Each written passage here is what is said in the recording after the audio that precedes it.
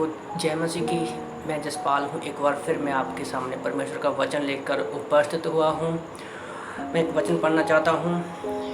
दूसरा यूहन्ना की तीसरी पत्री अध्याय 1 वचन 4 में प्रभु का वचन कहता है, मुझे इसमें बढ़कर और कोई आनंद नहीं कि मैं सुनूं कि मेरे बच्चे सत्य पर चलते हैं।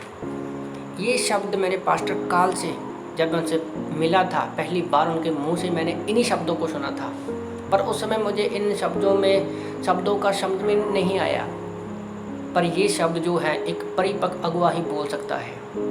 पास्टर काल मेरे आत्मिक पिता हैं। 23/5/2020 को 4 दिन पहले वो हमें छोड़कर परमेश्वर के पास स्वर्ग में चले गए हैं। आज मैं जो कुछ भी हूँ उनके प्रेम के द्वारा हो।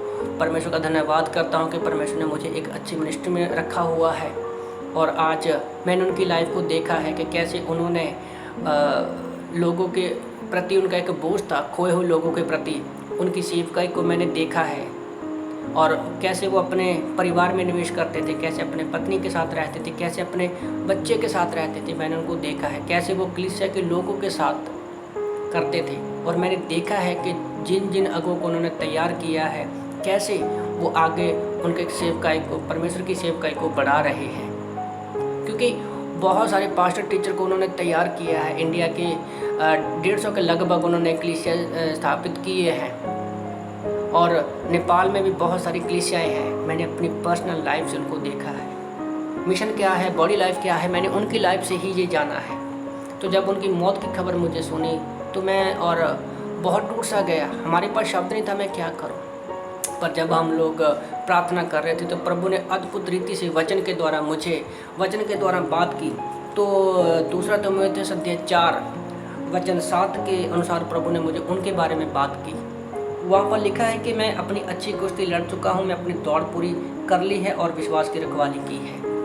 प्रभु ने मुझे कहा कि पास्टर काल ने दौड़ पूरी कर ली है, अच्छी कुश्ती वो लड़ चुके और विश्वास की रखवाली की है। और दूसरे ही वचन में यहोशू की किताब अध्याय 1 पूरा चैप्टर मेरे सामने परमेश्वर ने खोल के रख दिया।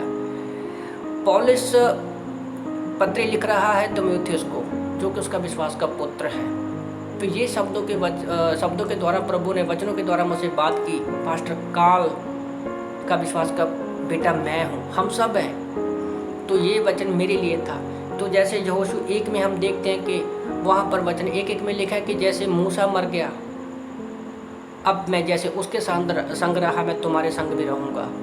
तो मूसा की जगह मैंने पास्टर काल को देखा और यहोशू की जगह मैंने अपने आप को देखा कि जो उसका अधूरा काम है परमेश्वर ने मुझे सौंपा है। जैसे तीमुथियुस का पौलुस का अधूरा काम परमेश्वर ने तीमुथियुस को सौंपा, मूसा का अधूरा काम यहोशू को सौंपा और पास्टर काल का अधूरा काम परमेश्वर ने मुझे सौंपा।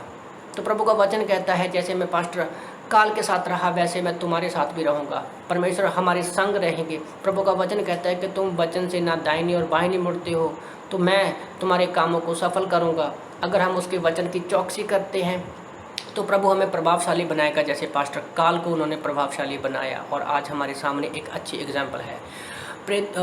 इब्रानी की किताब अध्याय 13 वचन 7 में प्रभु का वचन कहता है कि अपने अगुओं को याद रखो जिन्होंने तुम्हें परमेश्वर का वचन सुनाया, उनके विश्वास का अनुकरण करो। आज हमें पास्टर काल बहुत अच्छी हमारे सामने एग्जाम्पल है, हमें उनके विश्वास का अनुकरण करना है। और मैं सोच रहा था कि पास्टर काल को परमेश्वर ने हमारे बीच में से क्यों ले लिया, क्योंकि अभी तो बहुत काम करना बाकी था। पर प्रभु का धन्यवाद करता हूँ कि परमेश्वर ने वचन के द्वारा मुझसे बातें की कि परमेश्वर धर्मी जन को बुला लेता है ताकि आने वाली विपत्ति से बच जाए। तो मैं आप लोगों को उत्साहित करना चाहता हूं कि आज पास्टर काल स्वर्ग में है, अनंत जीवन में है। हम बहुत जल्द उनको मिलेंगे।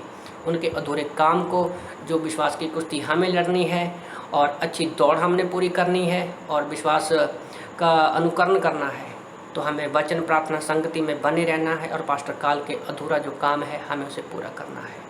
तो इन वचनों के द्वारा प्रभु आप सबको आशीष दे। आमीन।